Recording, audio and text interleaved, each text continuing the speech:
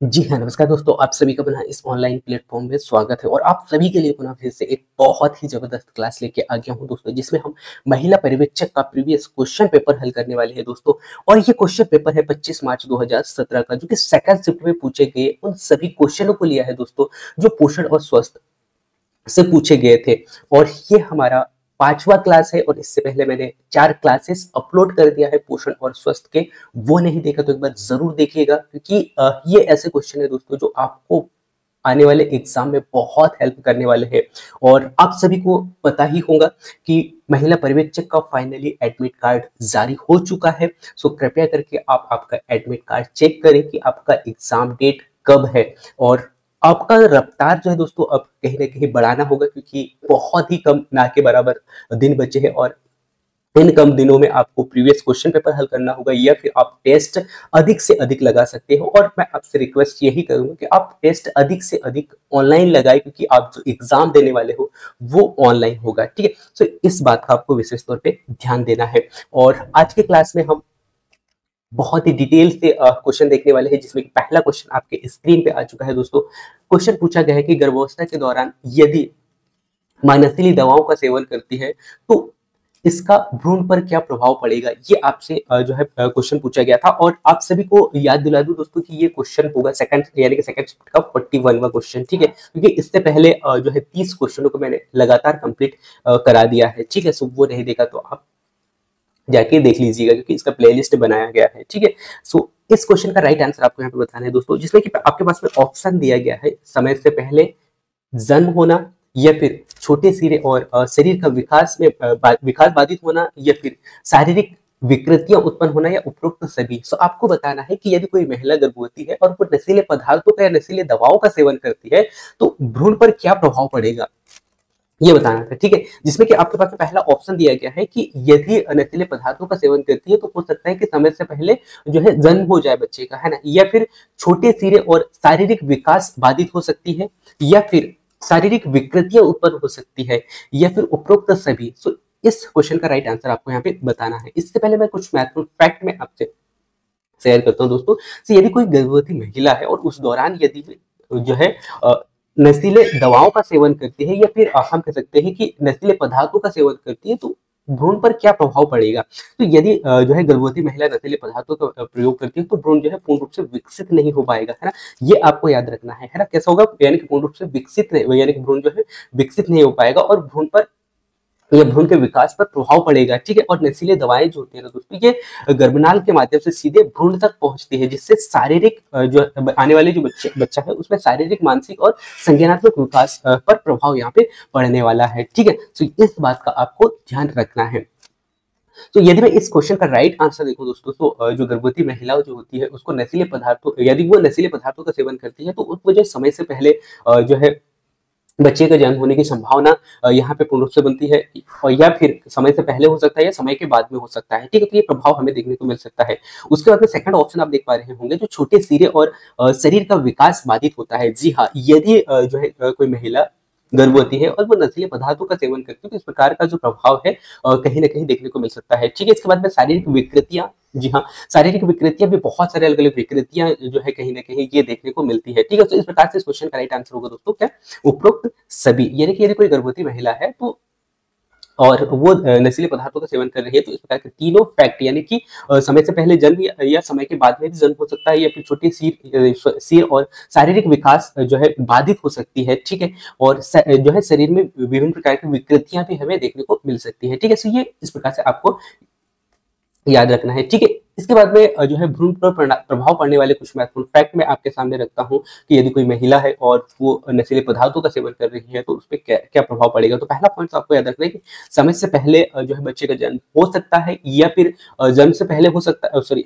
यानी कि जब जन्म होना चाहिए उससे पहले भी हो सकता है और बाद में भी हो सकता है। दोनों प्रकार के कंडीशन यहाँ पे हमें देखने को मिल सकते हैं। ठीक है, सो ये आपको यहाँ पे याद रखना है। ठीक है, और इससे क्या होगा कि शिशु का वजन कम होगा। यदि पहले होगा तो कहीं ना कहीं शिशु के वजन में जो है प्रभाव हमें यहाँ पे देखने को मिलेगा, और इससे यानी कि जीवित रहने में जो काफी कठिनाइयों का सामना कहीं ना कहीं बच्चों को करना होगा, और कहीं ना कहीं मृत्यु का कारण भी ये बन सकता है। सो खासकर जो है गर्भावस्था के दौरान इस प्रकार के नशीले पदार्थों का सेवन नहीं करना चाहिए। सेकंड जो ऑप्शन हमने देखा था यहाँ पे सी, और शारीरिक विकास यानी कि शारीरिक विकृतियां या फिर शारीरिक विकृतियां भी हमें कहीं ना कहीं देखने को मिल सकती है, ठीक है, जिसमें कि मस्तिष्क और शारीरिक विकास जो है पूर्ण रूप से विकसित नहीं हो पाएगा, ठीक है, और इससे क्या होगा कि मानसिक विकास जो है पूर्ण रूप से बाधित यहाँ पे होगी, ठीक है। सो हो सकती है ये कंडीशन हमें यहाँ पे देखने को मिल सकती है। दूसरा जो पॉइंट आपको देखने को मिला था थर्ड नंबर पे, शारीरिक विकृतियां। सो हाँ, जो है जन्मजात जो विकार जो है कहीं ना कहीं इस अवस्था में देखने को मिल सकती है, यदि जो है नशीले पदार्थों का सेवन कोई महिला कर रही है तो जिससे कि क्या होगा कि अंगों का जो असामान्य संरचना विकसित यहाँ पे हो सकती है, ठीक है। तो ये कुछ महत्वपूर्ण फैक्ट थे जो कि आपको याद रखना है, और गर्भावस्था के दौरान जो है सुरक्षा के जो उपाय है वो क्या क्या अपनाना चाहिए उस पर भी हम यहाँ पे दृष्टि डाल लेते हैं। तो यदि कोई महिला गर्भवती है तो उस दौरान जो है गर्भवती महिलाओं को किसी भी प्रकार के नशीले पदार्थों का सेवन नहीं करना चाहिए, ठीक है। और यदि वे नशीले पदार्थों का सेवन करते तो किस प्रकार के जो प्रभाव है उसे देखने को मिल सकती है, और बच्चों पर किस प्रकार का प्रभाव हमें देखने को मिल सकता है, इसके बारे में मैंने डिटेल से आपको बता दिया है। जैसे शराब हो गया, धूम्रपान हो गया, इनसे जो है गर्भवती महिलाओं को बचना चाहिए, ठीक है। और संतुलित आहार और नियमित जो है चिकित्सा जांच कराना अनिवार्य होता है, जिससे कि जो है कोई भी बीमारी या फिर कोई किसी भी प्रकार का प्रभाव जो है वो कहीं ना कहीं देखने को मिलते हैं, तो उसका जो है जन्म से पहले या फिर रोग होने से पहले ही उसका जो है इलाज करवाया जा सकता है। और स्वस्थ और जीवन शैली अपनानी चाहिए, जिससे कि भ्रूण जो है सही विकसित हो सके। यदि भ्रूण सही विकसित होगा तो आने वाला जो बच्चा है वो अच्छा से जो है अपना जीवन यापन कर सकता है, और जो बच्चे का जो विकास है वो आगे जाके बहुत अच्छा से हो सकता है। सो इन पॉइंटों को आपको याद रखना है। सो इससे आपको जो है इस क्वेश्चन का राइट आंसर मिल चुका होगा कि गर्भावस्था के दौरान यदि कोई गर्भवती महिला नशीले पदार्थों का सेवन करती है तो उसमें किस प्रकार के प्रभाव हमें यहाँ पे देखने को मिल सकते हैं, ठीक है। सो इस क्वेश्चन का राइट आंसर मिल चुका है दोस्तों। इसके बाद में नेक्स्ट अगला क्वेश्चन आपसे पूछा गया था दोस्तों 42 नंबर पे, और ये क्वेश्चन पूछा गया था दोस्तों आपसे कि जो क्वासियोकर किस पोषक तत्व की कमी के कारण होता है। आपसे क्वेश्चन क्या पूछा गया था, क्वेश्चन को मैं पुनः फिर से रिपीट करता हूं, जो कि क्वासियोकर खालिस्तान की कमी के कारण होता है। ये सेम क्वेश्चन आपसे पूछा गया था, ठीक है, जिसमें कि ऑप्शन दिया गया दोस्तों आपसे, आपके पास में कैल्शियम, आयरन, प्रोटीन, ऊर्जा की कमी और थाइमिन, ठीक है। और आप सभी को याद दिला दूं दोस्तों कि जो मैं क्वेश्चन आपको यहाँ पे हल करवा रहा हूँ क्वेश्चन सेम है, बस क्वेश्चनों को जो है मैं यहाँ पे थोड़ा सा सरल करके लाया हूँ, जिससे कि आप जल्दी से समझ पाओ और उस क्वेश्चन का आंसर दे पाओ, है ना। और जो आप ओल्ड पेपर यानी कि प्रीवियस क्वेश्चन पेपर में देखोगे 2017 के जो कि मैं हल करवा रहा हूँ, तो उसमें जो क्वेश्चन का जो शब्द है शब्दों को थोड़ा सा टफ करके दिया गया है, ठीक है। सो ये आपको यहाँ पे थोड़ा सा ध्यान देना है, नहीं तो आप लोग क्वेश्चनों को मिलाते रहोगे, है ना, इसलिए मैंने यहाँ पे आपको बता दिया है, ठीक है। अब क्वेश्चन की ओर चलते हैं, और क्वेश्चन को पूछा गया है क्वासियोकोर जो रोग है वो किस पोषक तत्व की कमी के कारण होता है। पहला ऑप्शन है कैल्शियम की कमी के कारण, या फिर आयरन की कमी के कारण, या प्रोटीन ऊर्जा की कमी के कारण, या थाइमिन की कमी के कारण। ये आपको यहाँ पे बताना है कि जो क्वासियोकोर जो रोग होता है वो किस तत्व की कमी के कारण होता है, ठीक है। सो ये आपको यहाँ पे बताना है। इससे पहले मैं कुछ महत्वपूर्ण फैक्ट में आपके सामने रखता हूँ, और हम यहाँ पे समझते हैं क्वासियोकर रोग क्या होता है और किसकी कमी के कारण होता है। सो आप सभी को बता दूं दोस्तों कि जो क्वासियोकर जो रोग होता है एक गंभीर पोषक रोग होता है, यानी कि ये पोषक तत्व की कमी के कारण होता है, जो मुख्य रूप से जो है प्रोटीन की गंभीर कमी के कारण ये होता है। और यह छोटे बच्चों में खासकर 1 से 5 वर्ष तक के जो बच्चे जो होते हैं उनमें ये देखने को मिलता है, और उनमें भी खासकर जो उस कंडीशन में देखने को मिलता है यदि उनमें पोषक तत्वों की कमी होती है, और पोषक तत्वों में भी खासकर प्रोटीन्स की कमी होती है, तो इस प्रकार के जो लक्षण हैं वो हमें यहाँ पे देखने को मिलता है, ठीक है। तो ये आपको यहाँ पे याद रखना, और विशेष रूप से उन क्षेत्रों में ये ज्यादा हमें देखने को मिलता है जहाँ जो भोजन में पर्याप्त मात्रा में जो है प्रोटीन नहीं मिल पाता है बच्चों में, उस कंडीशन में जो है ये क्वासियोकर रोग हमें देखने को मिलता है। और इस रोग का नाम जो है घना की एक स्थानीय भाषा के रूप में भी लिया जाता है, जिसका अर्थ क्या होता है दोस्तों, इसका अर्थ होता है बच्चा जिसे माँ का दूध छुड़ाकर दिया गया है, ठीक है। इससे क्या कहा जाता है, बच्चा यानी कि बच्चा जिसे माँ का दूध छुड़ाकर दिया गया है। ठीक है, तो ये पॉइंट भी आपको याद रखना है, क्योंकि कभी कभी जो है आपसे एग्जाम में पूछ लिया जाता है। तो इससे आपको यहाँ पे ये समझ में तो आ गया कि क्वाशियोकर रोग क्या है और इसकी यानी कि ये किसकी कमी के कारण होता है। सो आपको यहाँ पे देखने को मिला प्रोटीन ऊर्जा की कमी के कारण होता है। ठीक है, तो ये आपको यहाँ पे याद रखना है। और आप सभी को यहाँ पे याद दिला दो दोस्तों कि जो प्रोटीन का जो मुख्य कार्य होता है वो होता है हमारे शरीर के विभिन्न अंगों का निर्माण करना है। ठीक है, तो ये पॉइंट भी आपको यहाँ पे ऐड करना है। इसके बाद में कुछ महत्वपूर्ण फैक्ट मैं आपके सामने रखता हूँ क्वाशियोकर रोग से संबंधित, यानी कि इसके लक्षण क्या है दोस्तों। इसके लक्षण, पहला लक्षण आपको देखने को मिलेगा शरीर में सूजन, यानी कि इससे क्या होगा कि शरीर में मुख्य रूप से लक्षण हमें देखने को मिलता है, शरीर में सूजन होने लगता है। ठीक है, और यह रोग का मुख्य लक्षण है। ठीक है, और ये खासकर जो है प्रोटीन की कमी के कारण होता है दोस्तों, जिससे कि क्या होगा यहाँ पे शरीर में प्रोटीन की कमी होती है। तो प्रोटीन की कमी के कारण क्या होगा कि शरीर में द्रव संतुलन बिगड़ जाता है। ठीक है, जब द्रव संतुलन बिगड़ जाता है तो उस प्रकार के जो लक्षण है हमें देखने को मिलते हैं।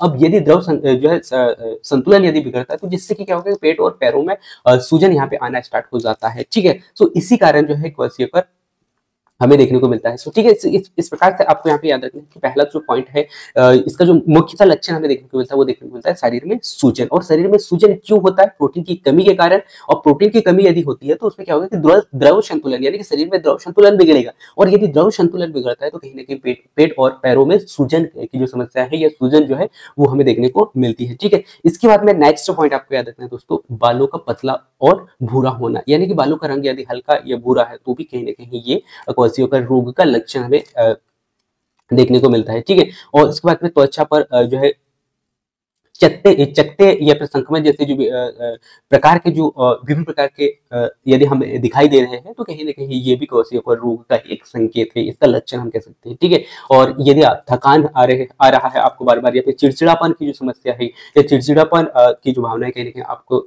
बार बार देखने को मिल रहा है किसी बच्चे में, तो ये भी एक जो है क्वाशियोकर रोग का लक्षण है, जो कि बच्चा सुस्त और चिड़चिड़ापन यहाँ पे होता है। ठीक है, और भूख कम लगना ये भी जो हम कह सकते हैं कि क्वाशियोकर रोग का लक्षण है। तो इस प्रकार से मैंने जो है लगभग यहाँ पे 5 लक्षण आपके सामने रखा दोस्तों। पहला तो सूजन की समस्या, इसके बाद में बाल का पतला होना या फिर भूरा होना या फिर त्वचा का जो है चकते और संक्रमण का होना या फिर थकान और चिड़चिड़ापन जैसी समस्या होना या फिर भूख का कम लगना है ना, तो ये क्वाशियोकर रोग के मुख्य लक्षण है। ठीक है, तो ये आपको यहाँ पे याद रखना है। अब इसका बचाव क्या है दोस्तों? इसका बचाव आपको याद रखना है कि प्रोटीन युक्त आहार आपको सेवन करना है, जैसे कि दूध, दही, पनीर, अंडे, मांस, मछली या फिर दालें और सोयाबीन या फिर बादाम या फिर मूंगफली। सो इस प्रकार के जो प्रोटीन युक्त पदार्थ है उनका सेवन करना चाहिए, जिससे कि क्वाशियोकर रोग से बचाया जा सकता है। और साथ ही साथ ज्यादा से ज्यादा संतुलित आहार और लेना चाहिए और ज्यादा से ज्यादा स्वच्छता को बनाए रखना चाहिए। ठीक है, सो यही इसके बचाव के उपाय है। ठीक है, तो इस प्रकार से आपको इस क्वेश्चन का राइट आंसर मिला दोस्तों, क्या?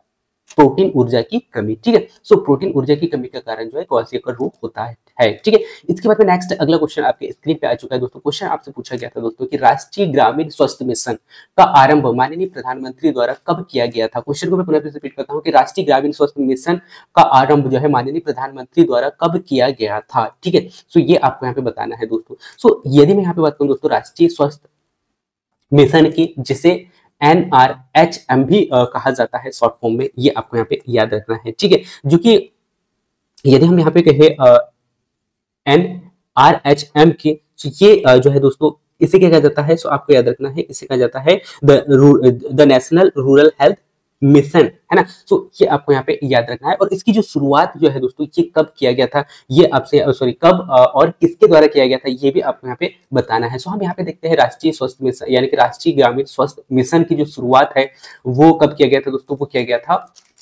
12 अप्रैल 2005 को किया गया था। और 2005 को भी किसके द्वारा किया गया था दोस्तों? वो तत्कालीन प्रधानमंत्री जो 2005 के लगभग में थे वो थे दोस्तों डॉक्टर मनमोहन सिंह। और जो डॉक्टर मनमोहन सिंह के द्वारा राष्ट्रीय ग्रामीण स्वास्थ्य मिशन की शुरुआत यहाँ पे की गई थी। और ये खासकर जो है दोस्तों स्वास्थ्य को देखकर ये जो है स्वास्थ्य को बेहतर बनाने के लिए ये जो है कार्यक्रम या फिर हम कह सकते हैं यह मिशन चालू किया, यह मिशन स्टार्ट किया गया था। ठीक है, तो ये आपको यहाँ पे याद रखना है। ठीक है, और ये भारत सरकार द्वारा चलाई गई एक मुख्य स्वास्थ्य पर आधारित एक योजना था दोस्तों, जिसका उद्देश्य ग्रामीण क्षेत्रों में क्या था, ग्रामीण क्षेत्रों में स्वस्थ और बेहतर सेवाएं उपलब्ध कराना था। सो इस प्रकार से इस क्वेश्चन का राइट आंसर आप देख पा रहे होंगे कि माननीय जो है मनमोहन सिंह के द्वारा 12 अप्रैल सन 2005 में जो है इस योजना की शुरुआत की गई थी। और किसके द्वारा की गई थी? तो मनमोहन सिंह के द्वारा की गई थी। ठीक है, सो ये पॉइंट भी आपको यहाँ पे ऐड करना है। ठीक है, इस प्रकार से इस क्वेश्चन का राइट आंसर मिल चुका है। लेकिन हम इतने में ही संतुष्ट नहीं हैं,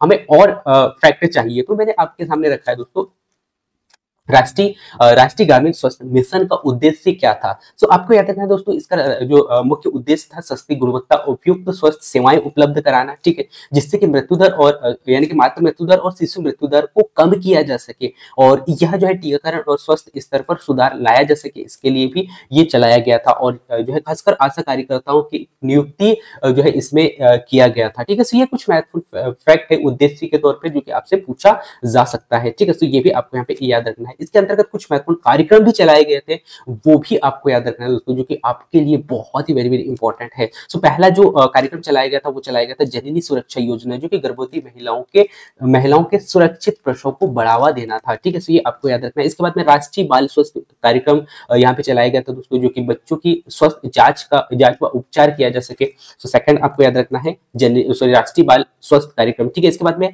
मिशन इंद्रधनुष चलाया गया था दोस्तों, जो कि गर्भवती महिलाओं और बच्चों को जो है पूर्ण रूप से टीकाकरण यहाँ पे टीकाकरण लगाया जा सके, ठीक है। इसको टीकाकरण लगाने के लिए ये जो है मिशन इंद्रधनुष लगाया गया, यानी कि स्टार्ट किया गया था, यानी कि यह लगभग 0 से 2 वर्ष तक के बच्चों और गर्भवती महिलाओं के लिए टीकाकरण के रूप में, यानी कि टीकाकरण करने के लिए स्टार्ट किया गया था। इसके बाद में नेक्स्ट अगला जो योजना हमें देखने को मिलता है दोस्तों, वो देखने को मिलता है आयुष्मान भारत योजना, जो कि गरीब और वंचित परिवारों को स्वास्थ्य बीमा के लिए ही योजना यहाँ पे स्टार्ट किया गया था, ठीक है। तो ये कुछ महत्वपूर्ण योजनाएं थी जो कि आपको याद रखना है। और एक क्वेश्चन में कम से कम आपसे मैं ये कह सकता हूं दोस्तों कि आपके 10 क्वेश्चन कंप्लीट होंगे, तो आपको एक एक पॉइंट को आपको बहुत ही अच्छा से याद रखना है। और मैंने पूरा प्रयास यही किया है कि क्वेश्चन में जो पॉइंट या जो फैक्ट पूछा गया है उस क्वेश्चन का पूरा निचोड़ मैं उसी क्वेश्चन में दे दूं, जिससे कि आपको और कहीं भटकने की जरूरत नहीं है, ठीक है। तो इस प्रकार से आपने पूरा फैक्ट देखा इस क्वेश्चन का।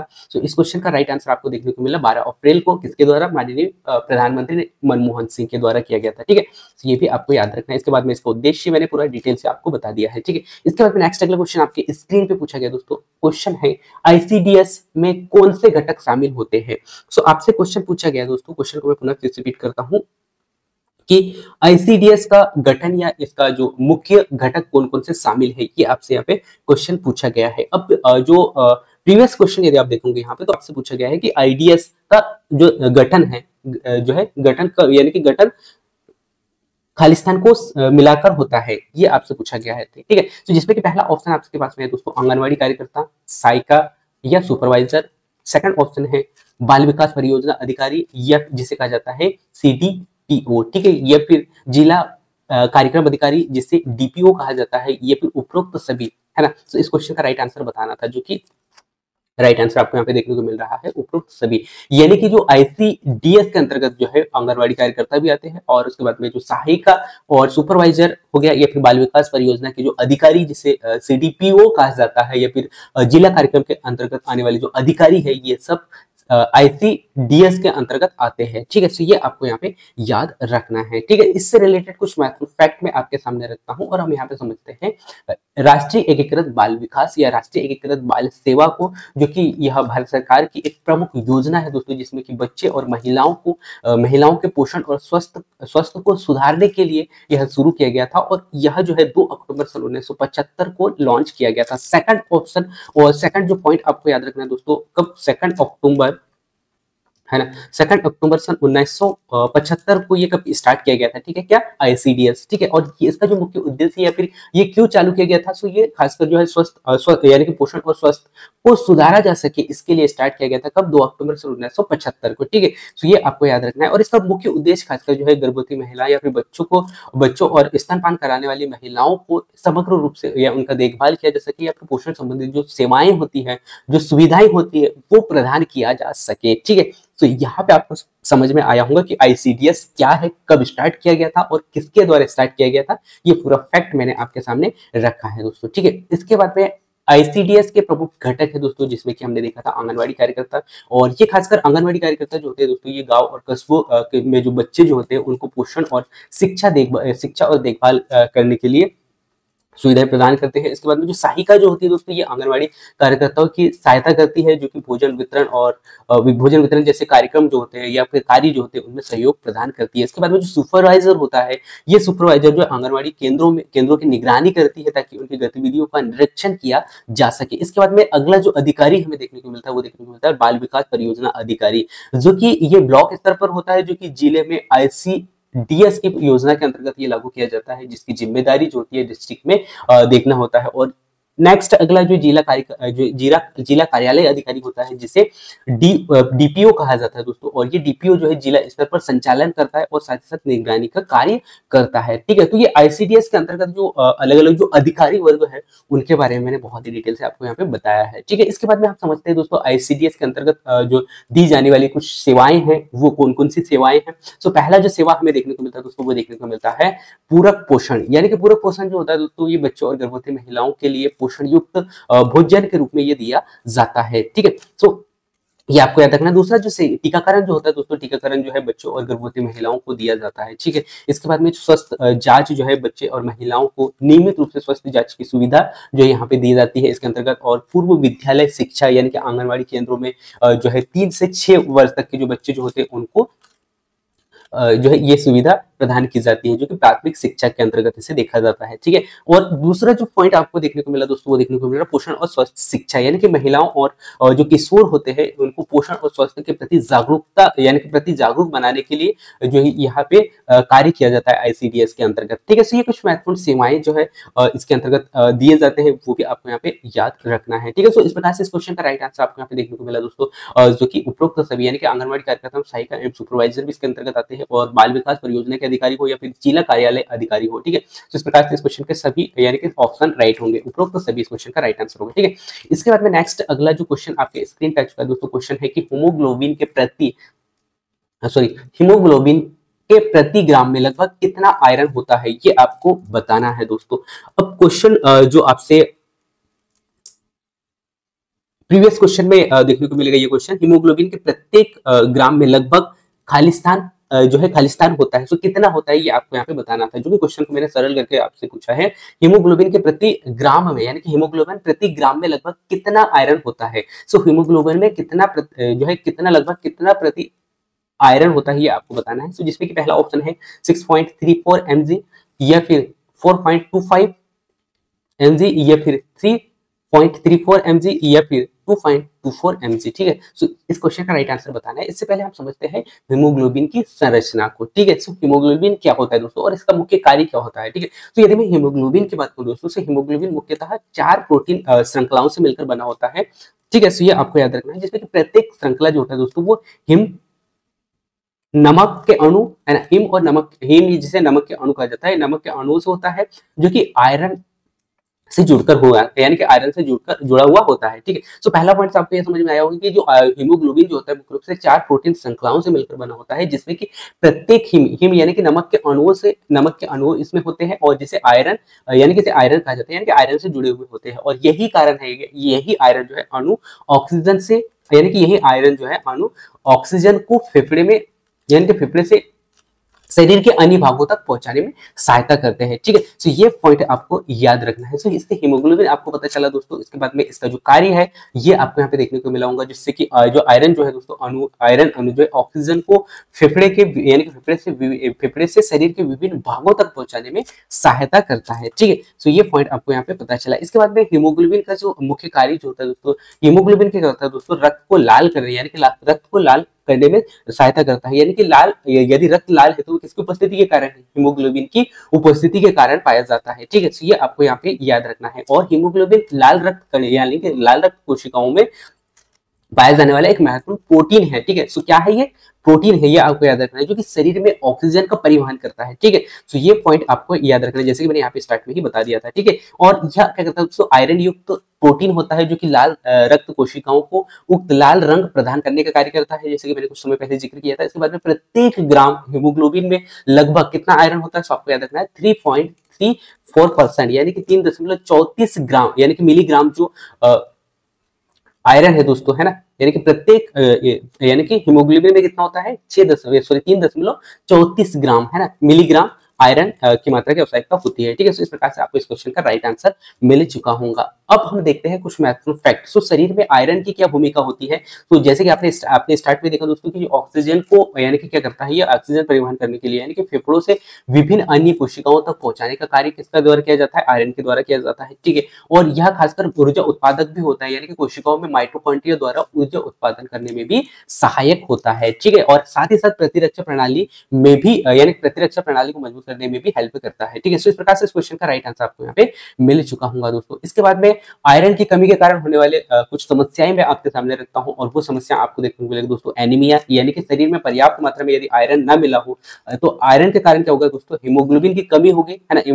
हीमोग्लोबिन की कमी यानी कि कम हो जाती है, जिससे एनीमिया रोग आपको यहाँ पे देखने को मिल सकता है। साथ ही साथ थकान और कमजोरी जैसे जो समस्याएं हैं वो हीमोग्लोबिन की कमी के कारण होती है। अब हीमोग्लोबिन की कमी यदि होती है शरीर में तो क्या होगा दोस्तों? पर्याप्त मात्रा में ऑक्सीजन नहीं मिल पाएगा, और पर्याप्त मात्रा में यदि आपको ऑक्सीजन नहीं मिल पाता है तो कहीं ना कहीं थकान जैसी जो समस्याएं हैं वो आपको देखने को मिल सकती है। साथ ही साथ त्वचा पीला पड़ना और बाल झड़ना इत्यादि जो समस्याएं हैं कहीं ना कहीं आयरन की कमी के कारण आपको देखने को मिलती है दोस्तों। इसके बाद में इसका जो खास यानी कि आहार क्या है दोस्तों वो देखना है। तो आपको याद रखना है कि इसमें खासकर आयरन जो पदार्थ, आयरन से रिलेटेड जो पदार्थ है वो आपको सेवन करना है, जिसमें कि आसानी से ग्रहण कर सकते हैं, और जिसमें कि आपको खासकर जो आयरन की जो मात्रा है आपको खासकर मांस मछली या फिर हरे पत्तीदार सब्जियां हैं उनमें आपको देखने को मिलती है दोस्तों। इसके बाद में नॉन हेम आयरन की यदि मैं यहाँ पे बात करूँ दोस्तों, सो नॉन हेम आयरन जो है खासकर हरी यानी कि शाकाहारी स्त्रोत के अंतर्गत, जैसे पालक हो गया, चुकंदर हो गया, गुड़ और साथ ही साथ किशमिश, सोयाबीन इत्यादि में ज्यादा पाया जाता है। ठीक है, सो जो आयरन का जो दो प्रकार आपको देखने को मिलेगा दोस्तों, पहला जो आयरन का प्रकार है वो है हेम आयरन, दूसरा नॉन आयरन। ठीक है, सो ये दोनों पॉइंट याद रखना है। और हेम आयरन के जो मुख्य पोषक तत्व जो है दोस्तों, जहां से स्रोत हम कह सकते हैं वो मांस मछली अंडा है। ठीक है, उसके बाद में नॉन हेम आयरन जो है वो है दोस्तों खासकर शाकाहारी होते हैं, और शाकाहारी के अंतर्गत आपने देखा होगा तो पालक, चुकंदर, गुड़, किशमिश, सोयाबीन इत्यादि आते हैं। ठीक है, तो ये आपको याद रखना है। और विटामिन सी जो है आयरन का मुख्य स्रोत इसे माना जाता है। ठीक है, तो ये आपको याद रखना है दोस्तों। इसके बाद में नेक्स्ट अगला क्वेश्चन आपके स्क्रीन पे आ चुका है, और आपसे क्वेश्चन पूछा गया था दोस्तों कि एक पूर्णकालिक नवजात शिशु का जन्म के समय आदर्श वजन कितना होना चाहिए? इससे पहले जो क्लासेस मैंने कंटिन्यू अपलोड किया था दोस्तों, उन क्लासेस को देखा होगा तो आप इस क्वेश्चन का आंसर बहुत ही इजीली दे पाओगे। और इससे पहले वाले क्लासेस यदि आपने देखा होगा तो कहीं ना कहीं इन क्वेश्चनों को आप बहुत ही आसानी से हल कर पाओगे, क्योंकि सिलेबस उतना बड़ा नहीं है, लेकिन आपको बार बार क्वेश्चनों को प्रैक्टिस करना होगा, जिससे कि वो क्वेश्चन आपको समझ में आए। यदि क्वेश्चन समझ में यानी कि क्वेश्चन नहीं बल्कि वो टॉपिक यदि आपको समझ में आता है तो कहीं ना कहीं उस क्वेश्चन का आंसर आप बहुत ही आसानी से दे पाओगे। जैसे कि आप यहाँ पे देख पा रहे हैं, एक पूर्वकालिक नवजात जो शिशु है उसका वजन यदि समय यानी कि वजन यानी कि जन्म के समय आदर्श वजन कितना होना चाहिए, ये आपसे यहाँ पे क्वेश्चन पूछा गया था। ठीक है, सबसे पहले तो हम समझते हैं नवजात शिशु को। ठीक है, सो यदि पूर्वकाल के समय जो है नवजात शिशु का सामान्य वजन जो है दोस्तों जन्म के समय वो होता है 2.5 किलोग्राम। ठीक है, सो सामान्यतः वजन जो इनका होता है वो होता है 2.5 ग्राम, यानी कि 2.5 ग्राम आपको यहाँ पे देखने को मिलता है, जो कि 4 किलोग्राम के बीच में होता है, यानी कि 2.5 से जो है 4 किलोग्राम के मध्य में होता है। ठीक है, और औसतन एक शिशु का वजन जो है लगभग कितना होना चाहिए? 3.2 किलोग्राम होना चाहिए, जिसे स्वस्थ माना जाता है। ठीक है, और कम यदि वजन है तो कहीं ना कहीं कम वजन जो है खासकर वो माना जाता है 2.5, यानी कि 2.5 किलोग्राम है तो उसे कम वजन माना जाता है। और यदि शिशु के विकास पर और यह खासकर शिशु के विकास पर नकारात्मक प्रभाव डालता है। ठीक है, सो इस क्वेश्चन से राइट आंसर मिल चुका होगा कि जो नवजात जो बच्चा जो होता है उसका जो वजन जो है सामान्यतः कितना होना चाहिए। तो सामान्यतः जो वजन होना चाहिए दोस्तों इसका कितना होना चाहिए, जैसे कि आप यहाँ पे देख पा रहे होंगे 2.3 यानी कि 3.2 किलोग्राम, है ना। तो ये आपको याद रखना है। और यदि 2.5 है तो ये हम कह सकते हैं कि इसका वजन जो है कम है। ठीक है, तो ये पॉइंट आपको याद रखना है। और अधिकतम कितना हो सकता है, तो अधिकतम आपको याद रखना है 4 किलोग्राम। ठीक है, तो ये भी आपके लिए वेरी वेरी इंपॉर्टेंट पॉइंट है। ठीक है, तो इस प्रकार से मैंने जो है जो नवजात जो शिशु है उससे रिलेटेड पूरे फैक्ट मैंने आपके सामने रखा। इसके बाद में जन्म के समय वजन को प्रभावित करने वाले कुछ महत्वपूर्ण कारक मैं आपके सामने रखता हूँ। और ये कारक है दोस्तों, पहला तो जो माता यदि जो है पोषक उचित मात्रा में नहीं मिले, पर्याप्त मात्रा में नहीं मिले, तो कहीं न कहीं ये समस्या हमें देखने को मिल सकती है, क्योंकि ये जो है गर्भवती महिलाओं का आहार पोषक तत्वों में भरपूर होना चाहिए, है ना? कि भरपूर यदि होगा तो कहीं न कहीं शिशु में वजन की समस्या नहीं होगी, और साथ ही साथ गर्भकाल का अवधि सही है, पर्याप्त है, तो कहीं न कहीं ये समस्या हमें देखने को नहीं मिल सकती है। ठीक है? सो ये भी याद रखना है। इसके बाद में तीसरा जो पॉइंट आपको याद रखना है दोस्तों, गर्भ यानी कि माता की स्वस्थ स्थिति अच्छी है, तो कहीं न कहीं ये समस्या नहीं देखने को मिल सकता है, या फिर जैसे यदि कोई महिला में मधुमेह या फिर उच्च रक्तचाप या फिर संक्रमण जैसी जो बीमारी है, तो कहीं न कहीं ये समस्या हमें देखने को मिलती है। और ये खासकर बच्चों के वज़न को प्रभावित करती है दोस्तों, और पर्यावरण और जो है आनुवंशिक कारक भी कहीं न कहीं बच्चों के वजन की कमी को दर्शाते हैं दोस्तों, जो कि माता-पिता का शारीरिक बनावट कहीं न कहीं अच्छा नहीं है, तो कहीं न कहीं बच्चों के वजन को प्रभावित करेंगे। ठीक है? सो ये फैक्ट भी आपको याद रखना है। और उसके बाद में नवजात शिशु से संबंधित कुछ महत्वपूर्ण समस्याएँ हैं, वो खासकर वजन की कमी होना, ये हमें देखने को मिलता है, और वजन जो है 2.5 से कम है तो उसे कम माना जाता है, और यदि अधिक माना जाए तो हम मान सकते हैं 4 किलोग्राम। ठीक है? और पर्याप्त यानी कि सही है, तो वो जो है माना जाता है 3.2 किलोग्राम। ठीक है? सो ये आपको याद रखना है। और इस समय जो है माता को या गर्भवती महिला को धूम्रपान या फिर नशीले पदार्थों का सेवन नहीं करना चाहिए, और समय-समय पर जो है चेक कराते रहना चाहिए। और अधिक वजन यदि होता है तो भी कहीं न कहीं जटिलता का समस्या बन सकता है, और ये अधिक वजन कितना होता है, तो हम कह सकते हैं कि अधिक है तो 4 किलोग्राम से अधिक। ठीक है? सो ये भी आपको याद रखना है। और इससे क्या होगा दोस्तों कि जो है सिजेरियन सेक्शन की आवश्यकता यहाँ पे होती है, और खासकर जो है गर्भवती महिला मधुमेह वाली माता यदि है, तो कहीं न कहीं ये हमें उस कंडीशन में देखने को मिलता है। ठीक है? तो इस प्रकार से आपको इस क्वेश्चन का पूरा फैक्ट आपको यहाँ पे देखने को मिला दोस्तों। इसके बाद में इसके उपचार को यदि हम देखें यहाँ पे दोस्तों, तो खासकर गर्भवती महिलाओं को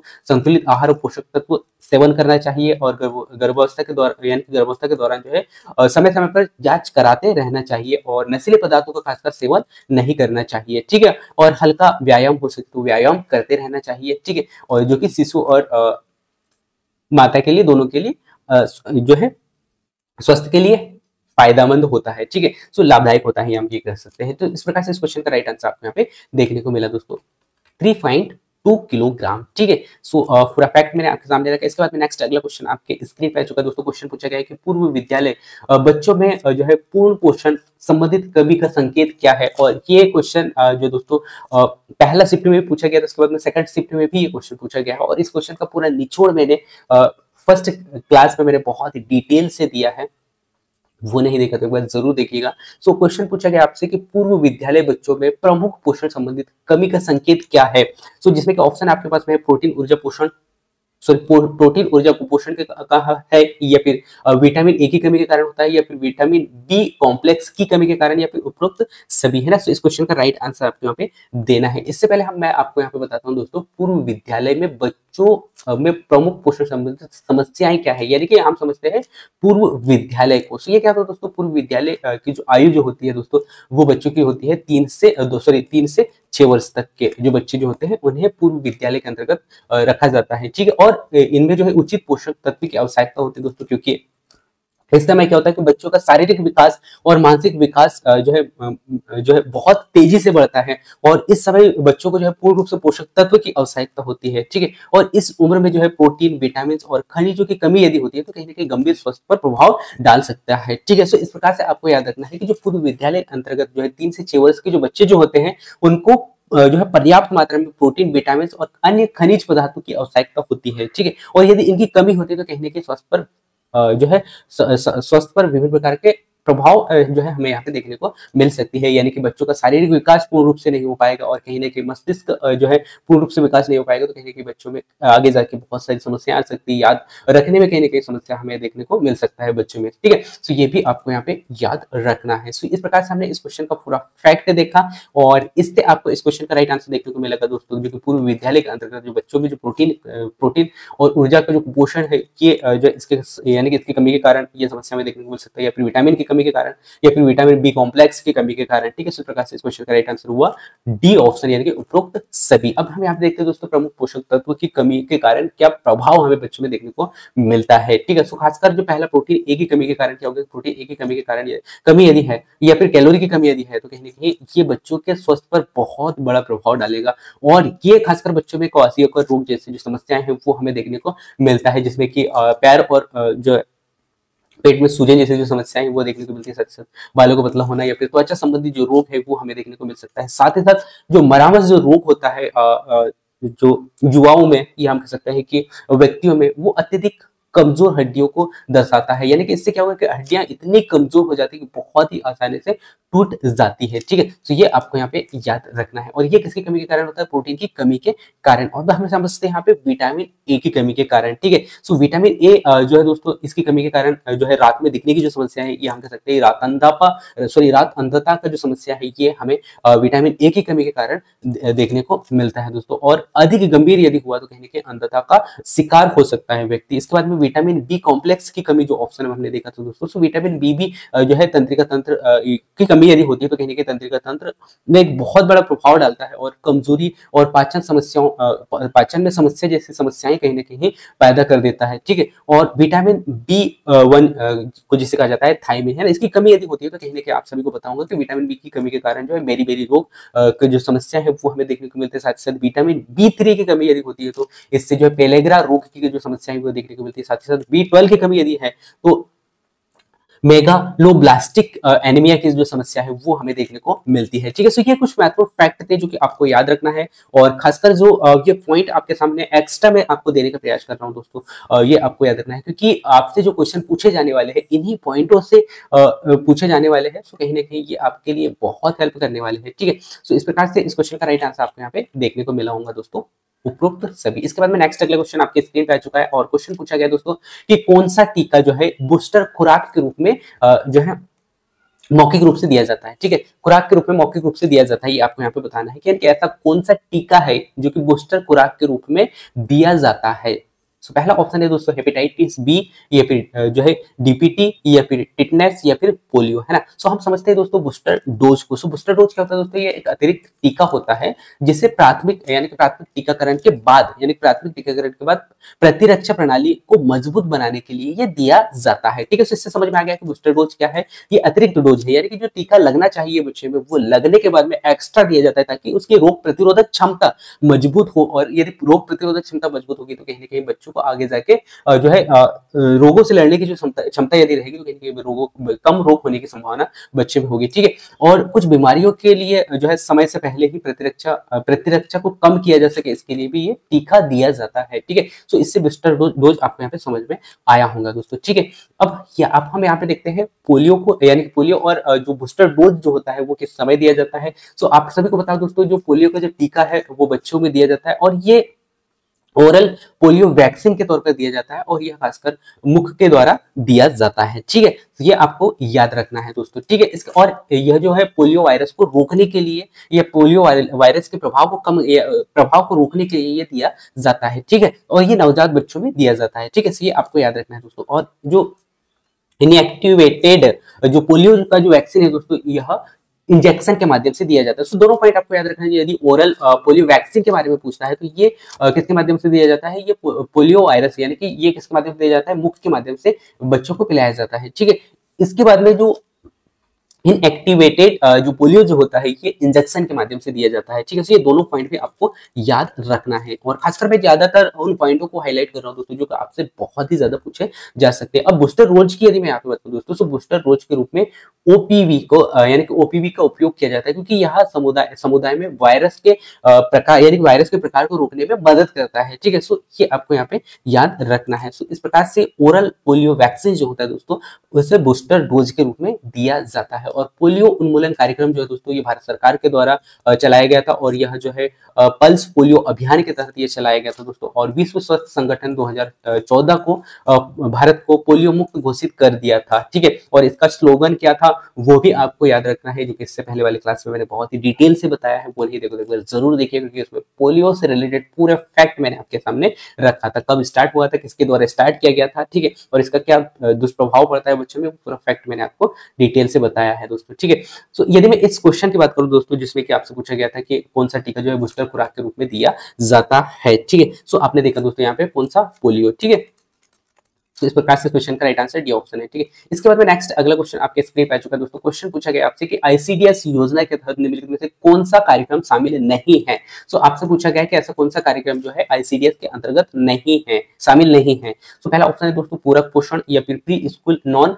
फॉर्मल शिक्षा, या फिर पोषण और स्वस्थ शिक्षा, या फिर विश्व स्वास्थ्य संगठन जिसे WHO कहा जाता है, क्या ये शामिल नहीं है, ये आपको यहाँ पे बताना है दोस्तों। ठीक है, तो इससे पहले मैं कुछ फैक्ट मैं आपके सामने रखता हूँ और हम यहाँ पे समझते हैं आईसीडीएस क्या है। सो आईसीडीएस एक योजना है दोस्तों जो कि जिसे कहा जाता है इंटीग्रेटेड चाइल्ड डेवलपमेंट सर्विसेज, यानी कि यह योजना के अंतर्गत क्या किया जाता है, भारत सरकार ने इस योजना की जो शुरुआत है सन 1975 में शुरू किया था। ठीक है, तो पहला पॉइंट तो आपको याद रखना दोस्तों कि आईसीडीएस योजना एक प्रकार की योजना है और इस योजना की जो शुरुआत है सन 1975 में किया गया था। ठीक है, कब किया गया था, 1975 में किया गया था। और यह खासकर गर्भवती महिलाओं और बच्चों को और साथ ही साथ स्तनपान कराने वाली जो महिलाएं हैं उनको यानी कि उनको पर्याप्त मात्रा में पोषक तत्व प्रदान किया जा सके, या फिर हम कह सकते हैं कि उन माताओं के समग्र विकास के लिए आवश्यक सेवाएं प्रदान किया जा सके, इसके लिए यह योजना चलाया गया था दोस्तों। और यह खासकर 6 प्रमुख सेवाओं के माध्यम से यानी कि सेवाओं को प्रदान करने के लिए किया गया था, जिसमें कि पहला पोषक तत्व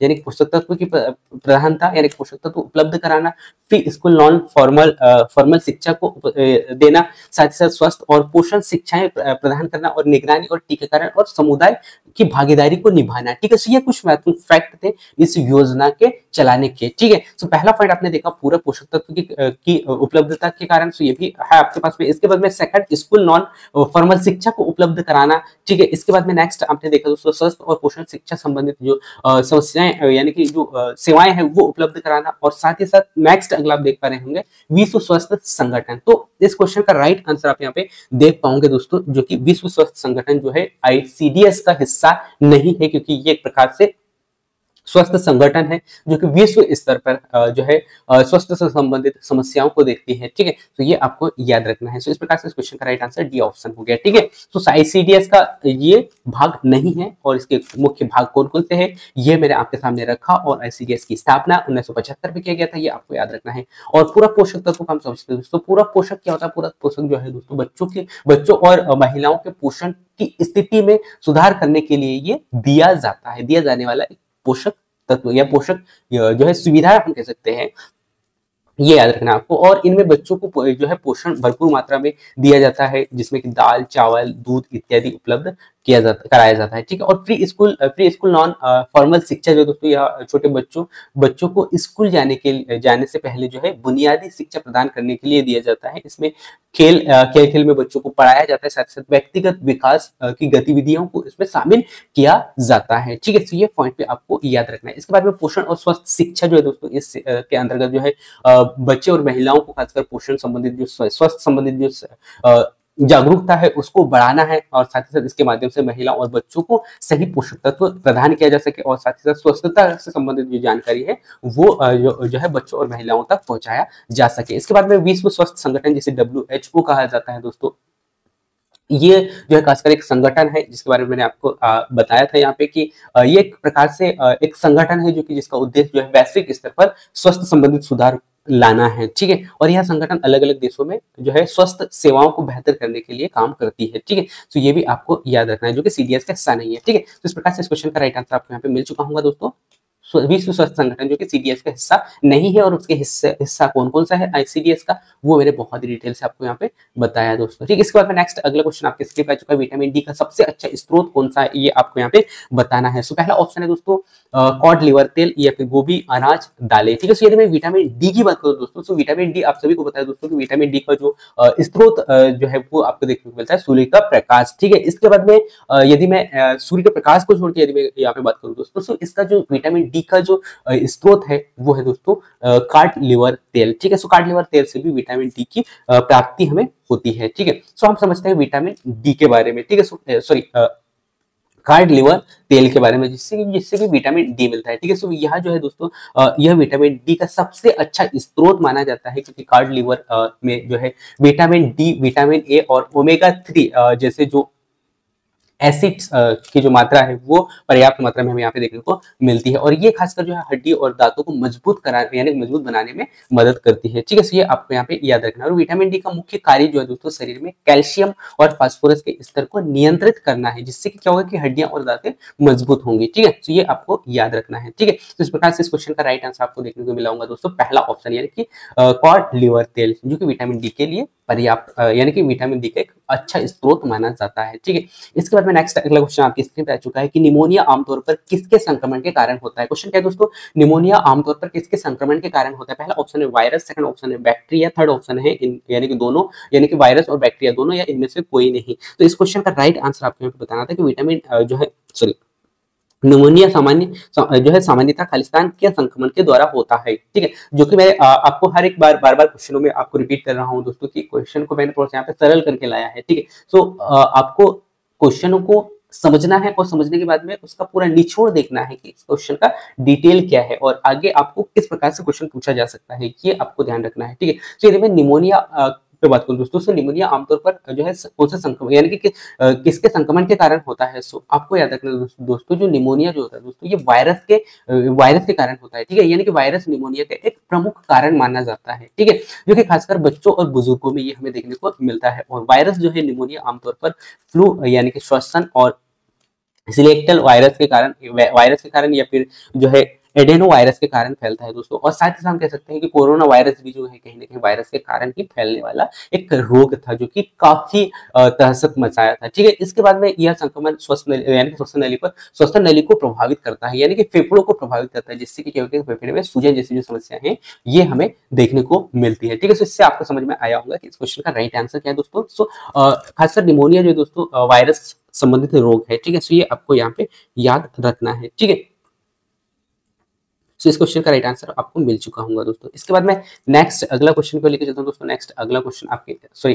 अगला पॉइंट हम समझ लेते हैं बैक्टीरिया को। बैक्टीरिया भी हम कह सकते हैं निमोनिया का एक प्रमुख कारण हो सकता है, जिसमें कि स्टेफिलोकोकस या फिर जो है आरियस और स्टेफिलोकोकस निमोनिया जैसे बैक्टीरिया इसमें शामिल होते हैं। और बैक्टीरिया जो है दोस्तों खासकर निमोनिया अधिक गंभीर यहाँ पे होता है, और इससे यानी कि इसके इलाज के लिए बैक्टीरिया की भी आवश्यकता होती है ना। सो ये भी आपको याद रखना है, इसकी आवश्यकता के लिए बैक्टीरिया की भी आवश्यकता होती है। सो इस प्रकार से हम देख सकते हैं कि जो निमोनिया के लिए जो है खासकर बैक्टीरिया और जो वायरस जो है दोनों के कारण संक्रमित होता है। ठीक है, दोनों के कारण ये बीमारी फैलता है। ठीक है, इस प्रकार से इस क्वेश्चन का राइट आंसर आपको यहाँ पे सही कर लेना है। ठीक है, सो निमोनिया जो है दोस्तों वायरस और बैक्टीरिया दोनों के कारण प्रभावित होता है। ठीक है, यानी कि दोनों के कारण होता है।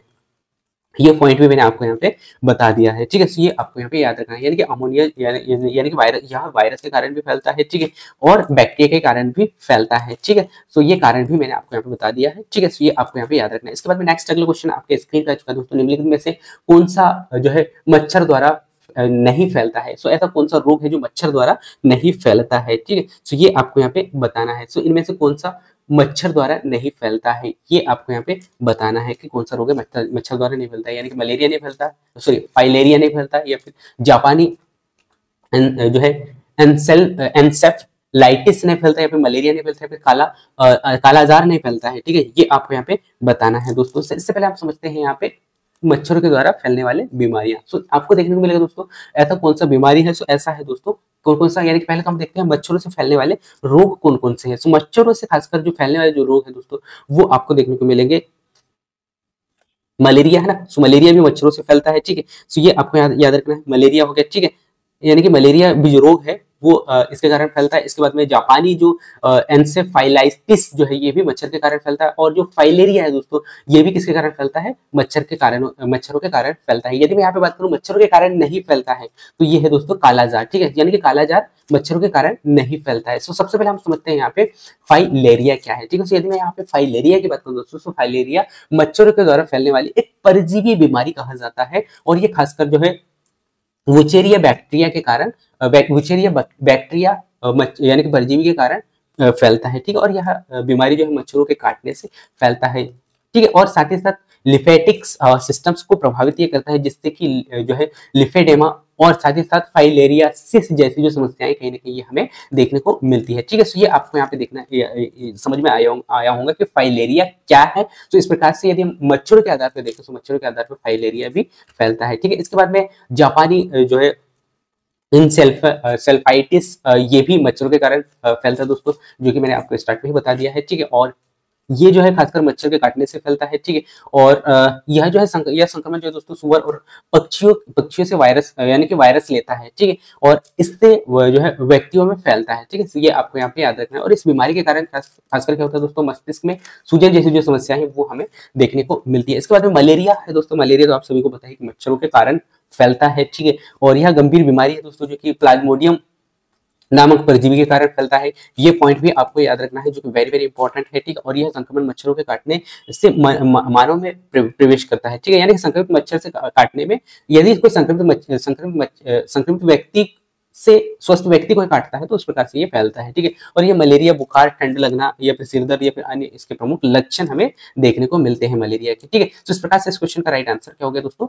कालाजार, है ना, जो कि मच्छर से फैलने वाला रोग नहीं है। ठीक है, इसके बाद में नेक्स्ट अगला जो क्वेश्चन आपसे पूछा गया दोस्तों, वो पूछा गया है कि वह खनिज कौन सा है यानी कि जिसके शरीर को सही विकास और वृद्धि के लिए आवश्यक होता है। ठीक है, तो ऐसा कौन सा खनिज है दोस्तों जो कि शरीर के सही विकास और वृद्धि के लिए आवश्यक होता है, ये आपको यहाँ पे बताना है। जिसमें कि पहला ऑप्शन है सोडियम, पोटेशियम, लोहा और कैल्शियम। ठीक है, तो इस क्वेश्चन का राइट आंसर आपको यहाँ पे बताना है। इससे पहले मैं आपको कुछ महत्वपूर्ण फैक्ट बताता हूँ दोस्तों। यदि मैं यहाँ पे बात करूँ सोडियम की, है ना, सो यदि हम यहाँ पे चर्चा करें दोस्तों सोडियम की, सोडियम जो है दोस्तों एक महत्वपूर्ण खनिज माना जाता है, लेकिन इसका मुख्य कार्य शरीर यानी कि इसका मुख्य कार्य जो होता है दोस्तों, शरीर संतुलन को बनाए रखना और साथ ही साथ रक्तचाप को नियंत्रित करना होता है। साथ ही साथ यह तंत्रिका तंत्र और मांसपेशियों के कार्य के लिए भी आवश्यक होता है। लेकिन यदि हम बात करें हड्डियों के निर्माण और साथ ही साथ हड्डियों के निर्माण में भी हड्डियों के निर्माण और साथ ही साथ शारीरिक विकास या वृद्धि के लिए हम यहाँ पे कहें तो ये जो है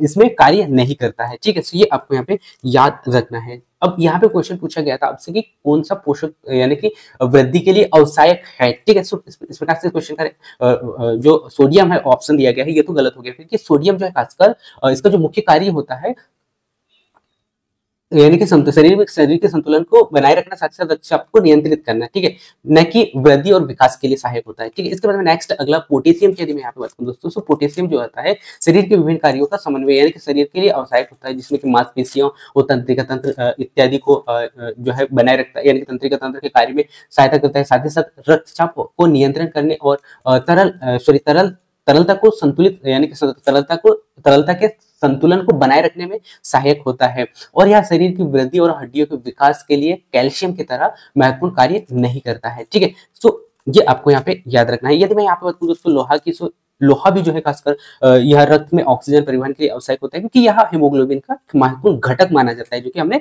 इससे पहले वाले क्वेश्चन में हमने देख लिया था दोस्तों। और यह शरीर की ऊर्जा के स्तर को बनाए रखने में मदद करता है, लेकिन यह हड्डियों के विकास की बात करें या फिर वृद्धि की बात करें तो ये इसमें कोई भूमिका नहीं निभाता है। ठीक है, सो यदि अब हम यहाँ पे देखते हैं कैल्शियम की, जो कि इस क्वेश्चन का राइट आंसर है। सो कैल्शियम क्या कहते हैं दोस्तों, हड्डियों और दांतों के निर्माण में सबसे अधिक महत्वपूर्ण भूमिका निभाता है और शरीर की वृद्धि और विकास में भी सहायक होता है, और खासकर बच्चों और युवाओं के लिए बहुत ही महत्वपूर्ण होता है। और कैल्शियम हड्डी को मजबूत बनाने और साथ ही साथ मांसपेशियों और संकुचन को मजबूत करने में मदद करता है। ठीक है, और तंत्रिका तंत्र को सही कार्य करने यानी कि सही कार्य को बनाए रखने के लिए भी सहायक होता है। साथ ही साथ रक्त का थक्का बनने में भी सहायक होता है। ठीक है, तो ये जितने भी पॉइंट कैल्शियम से रिलेटेड थे उन सभी पॉइंटों को मैंने आपके सामने रखा दोस्तों। ठीक है, सो इस प्रकार से इस क्वेश्चन का राइट आंसर आपको यहाँ पे देखने को मिला कैल्शियम,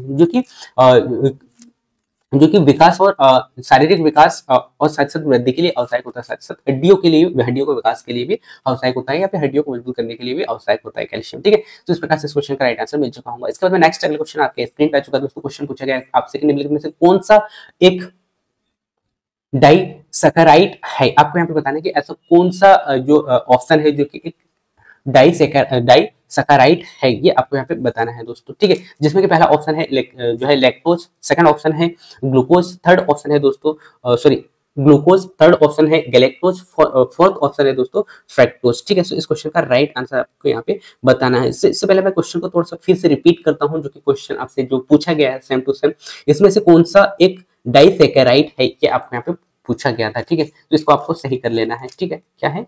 डाइसैकेराइड, ठीक है।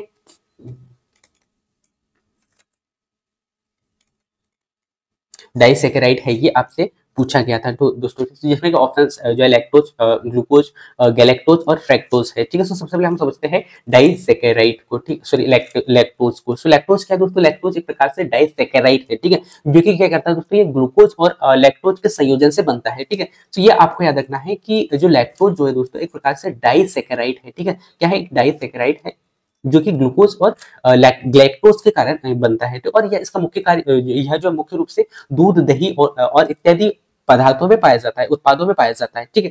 तो ये आपको याद रखना है दोस्तों। और जब लैक्टोज जो है दोस्तों पाचन तंत्र में पहुंचता है, तो यह जो है लैक्टेज एंजाइम द्वारा ग्लूकोज और गैलेक्टोज में क्या किया जाता है? टूट जाता है, और यह आसानी से इसका उपयोग कर लिया जाता है। सो ये फैक्ट भी आपको याद रखना है कि जो कि ग्लूकोज जो है दोस्तों एक प्रकार से डाइसैकेराइड है, ये तो आपको याद रहेगा ही। और इसका जो उत्पादक या स्रोत हम कह सकते हैं दूध और डेयरी वाले जो पदार्थ हैं उनमें हमें देखने को मिलता है। और यह क्या करता है दोस्तों? लैक्टोज के जब पाचन तंत्र में पहुंचता है लैक्टोज, तो इसमें क्या होता है कि इसमें लैक्टोज एंजाइम द्वारा ग्लूकोज और गैलेक्टोज में टूट जाता है, ठीक है। और जब ये टूटता है तो इसमें क्या होगा कि जो शरीर के द्वारा आसानी से इसे उपयोग कर लिया जाता है, ठीक है। तो इस प्रकार से इस क्वेश्चन का राइट आंसर आपको यहाँ पे देखने को मिला लैक्टोज, ठीक है। क्या है? लैक्टोज, पहला ऑप्शन ही इस क्वेश्चन का राइट आंसर है, ठीक है। तो ये आपको यहाँ पे याद रखना है। अब हम समझते हैं ग्लूकोज को, ठीक है। सो ग्लूकोज एक प्रकार से मोनोसैकेराइड है दोस्तों, जो कि शरीर में ऊर्जा के मुख्य स्रोतों के रूप में कार्य करता है, ठीक है। और डाइसैकेराइड, यहाँ पे हम कह सकते हैं डाइसैकेराइड की हम बात करें तो डाइसैकेराइड नहीं है, ठीक है। सो ये आपको यहाँ पे याद रखना है। इसके बाद में गैलेक्टोज की बात करें दोस्तों, तो गैलेक्टोज भी डाइसैकेराइड नहीं, यानी कि जो गैलेक्टोज भी एक मोनोसैकेराइड है, जो इसका मुख्य कार्य लैक्टोज में पाया जाता है, और यह अकेला एक ऐसा शर्करा अणु है जो कि डाइसैकेराइड नहीं है, मोनोसैकेराइड है, डाइसैकेराइड नहीं है, ठीक है। सो ग्लूकोज हो या फिर फ्रक्टोज हो, ये कैसे है? दोनों मोनोसैकेराइड है, ना कि डाइसैकेराइड, ठीक है। जबकि आपसे क्वेश्चन पूछा गया था डाइसैकेराइड, ठीक है। सो डाइसैकेराइड क्या है? लैक्टोज है। इसके बाद में जो जो ऑप्शन बचे आपके पास में वो मोनोसैकेराइड है, ठीक है। तो इस प्रकार से इस क्वेश्चन का राइट आंसर आपको यहाँ पे मिल चुका होगा, ठीक है। इसके बाद में फ्रक्टोज की यदि हम यहाँ पे बात करें दोस्तों, तो फ्रक्टोज भी एक प्रकार से मोनोसैकेराइड है, ठीक है, जो कि खासकर फलों में पाया जाता है। और ये यदि हम डाइसैकेराइड की बात करें तो डाइसैकेराइड नहीं है ना, क्या है? एक प्रकार से मोनोसैकेराइड है, ठीक है। इसके बाद में आज का लास्ट क्वेश्चन आपके स्क्रीन पे आ चुका है दोस्तों, और आप सभी को बता दूं दोस्तों कि इस क्लास का कंप्लीट पीडीएफ आपको इसी वीडियो के डिस्क्रिप्शन में देखने को मिलेगा। सो वहां से जाकर आप डाउनलोड करके इस पूरा क्लास को आप बहुत ही अच्छा से रिविजन कर सकते हैं। सो क्वेश्चन पूछा गया दोस्तों, पीईएम वाले बच्चों का आहार किस प्रकार का होता है, यानी किस प्रकार का होना चाहिए, आपसे ये पूछा गया है, ठीक है। सो आपको बताना है दोस्तों कि जो पीईएम वाले जो बच्चे जो होते हैं उनका जो आहार है किस प्रकार का होना चाहिए। क्या उच्च कैलोरी वाला होना चाहिए, या फिर उच्च प्रोटीन वाला होना चाहिए, या फिर दोनों, या फिर कम प्रोटीन वाला होना चाहिए, ये आपको यहाँ पे बताना है। तो सबसे पहले तो हम समझते हैं दोस्तों उच्च कैलोरी को, ठीक है, जो कि क्या है, होता है उच्च कैलोरी। सो पीईएम के अंतर्गत आने वाले जो बच्चे जो होते हैं दोस्तों, यानी कि इसके अंतर्गत आने वाले जो बच्चे जो होते हैं उनमें प्रोटीन और जो ऊर्जा की कमी जो होती है उनको ये दिया जाता है दोस्तों। और ये खासकर जो है प्रोटीन और ऊर्जा की कमी जो है शरीर की ऊर्जा और प्रोटीन की जरूरतों को पूरा करने के लिए उच्च कैलोरी खाद्य पदार्थों की आवश्यकता दिया होता है, और इसीलिए इसे पीईएम के अंतर्गत जो है उच्च कैलोरी प्रदान किया जाता है, ठीक है। और उच्च कैलोरी क्यों दिया जाता है दोस्तों? क्योंकि ऊर्जा और प्रोटीन की जरूरतों को पूरा करता है, ठीक है। और इन बच्चों के शरीर, यानी कि इन बच्चों में शरीर के विकास और वजन को बढ़ाने के लिए सहायक होता है, साथ ही साथ अतिरिक्त ऊर्जा की भी आवश्यकता होती है, इसीलिए ये दिया जाता है, जिससे कि उच्च कैलोरी वाले जो खाद्य पदार्थ को इससे प्राप्त किया जाता है, ठीक है। तो क्वेश्चन के अंतर्गत आपको इस क्वेश्चन का राइट आंसर मिल चुका होगा दोस्तों। और उच्च कैलोरी वाले जो खाद्य पदार्थ जो आपको देखने को मिलेगा दोस्तों, वो देखने को मिलते हैं घी, तेल, दूध, सूखे मेवा और साथ ही साथ मीठे फल, ठीक है। सो इनमें अधिक मात्रा में उच्च कैलोरी पाया जाता है, ठीक है। सो ये आपको यहाँ पे याद रखना है दोस्तों। सो इस प्रकार से यदि हम देखें पीईएम के अंतर्गत, यानी कि आने वाले जो बच्चे जो होते हैं उनको उच्च कैलोरी की भी आवश्यकता होती है, साथ ही साथ उच्च प्रोटीन की भी आवश्यकता होती है, ठीक है। क्योंकि इसमें आपने देखा उच्च कैलोरी भी और उच्च प्रोटीन, यानी कि दोनों की आवश्यकता होती है, ठीक है। सो ये आपको यहाँ पे देखने को मिला दोस्तों। अब हम यहाँ पे समझते हैं उच्च प्रोटीन क्या होता है दोस्तों। उच्च प्रोटीन की कमी जो है यदि बच्चों में होती है तो इस कंडीशन में भी जो है कहीं न कहीं पीईएम वाले बच्चों के अंतर्गत इन्हें रखा जाता है ना? और इन्हें आमतौर पर यदि हम देखें तो पीईएम के अंतर्गत ही कहा जा सकता है, ठीक है? और यह जो है इनकी सारी यदि इसकी कमी होती है दोस्तों तो इनके जो बच्चों यानी कि इस कंडीशन में बच्चों के शारीरिक विकास और वृद्धि जो है पूर्ण रूप से विकसित नहीं हो पाता है, यानी कि इनका विकास पूर्ण रूप से नहीं हो पाता है, ठीक है? और इसका विकास के लिए जो बच्चों को जो है उच्च प्रोटीन की मात्रा दिया जाता है और बच्चों में प्रोटीन के स्रोत जैसे कि दाल, मांस, मछली, अंडे इत्यादि इस कंडीशन में प्रदान यानी कि दिया जाता है ताकि उनकी मांसपेशियां और अंग जो है ठीक तरीके से विकास यानी कि विकसित हो सके। और प्रोटीन शरीर की ऊतक और मरम्मत, साथ ही साथ वृद्धि और इम्यूनिटी सिस्टम यानी कि रोग प्रतिरोधक क्षमता को बनाए रखने में बहुत महत्वपूर्ण भूमिका निभाते हैं। साथ ही साथ यदि हम यहाँ पे कहें उच्च प्रोटीन की या फिर उच्च कैलोरी की, है ना? तो ये दोनों ही जो है पीईएम के अंतर्गत आने वाले बच्चों को दिया जाता है, ठीक है? तो इस प्रकार से इस क्वेश्चन का राइट आंसर क्या होगा दोस्तों? थर्ड ऑप्शन यानी कि उपरोक्त सभी, ठीक है? तो इस प्रकार से हमने एक एक क्वेश्चन को बहुत ही डिटेल से देखा दोस्तों। और जैसे कि मैंने आपको बता दिया है कि इस क्लास का कंप्लीट पीडीएफ आपको इसी क्लास में देखने को मिलेगा। सो आप इस क्लास का पीडीएफ डाउनलोड करके जो है पूरा एक बार अच्छे से रिवीजन कर लीजिएगा, जो कि आपको आपके एग्जाम में बहुत हेल्प करने वाला है। सो थैंक यू दोस्तों, और मिलते हैं नेक्स्ट अगली क्लास में। तब तक जय हिंद, वंदे मातरम। और आपकी तैयारी को और अच्छा से कीजिएगा दोस्तों, क्योंकि आप सभी को पुनः फिर से याद दिला दूं क्योंकि फाइनली एडमिट कार्ड आ चुका है। तो कहीं ना कहीं आपको एडमिट कार्ड देखकर आपकी तैयारी का रफ्तार जो है बहुत तेजी से बढ़ाना होगा, और जितना हो सके उतना आप तैयारी में लगा दीजिएगा और अब अच्छा से तैयारी कीजिएगा। So thank you for watching. मिलते हैं नेक्स्ट अगली क्लास में, तब तक जय हिंद।